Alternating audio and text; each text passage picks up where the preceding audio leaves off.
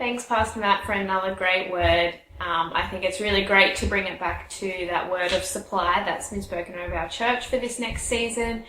It's really exciting to hear you dive into a bit more depth about that and what that looks like in the Bible, but also what that can mean for us personally.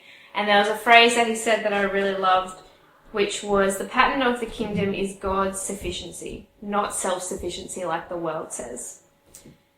And then he read out 2 Peter 1 verse 3 later on, and I looked it up, and it says, His divine power has given us everything we need for a godly life through our knowledge of Him who has called us by His own glory and goodness. So not even our own glory and goodness, but God's, which is so exponentially more than ours is.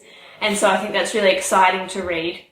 But the part of that work that we need to work on is not being self-sufficient, but being God-sufficient. And I think now is actually a really good time for that, because so much of what's happening in the world at the moment is out of our control.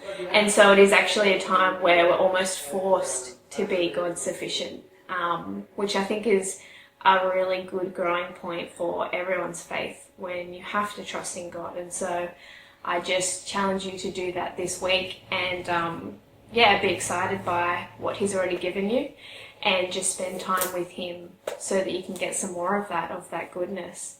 So thank you for joining us today. I hope you have a lovely weekend and do something together as a family for remembering the Anzacs, as it is the Anzac service weekend.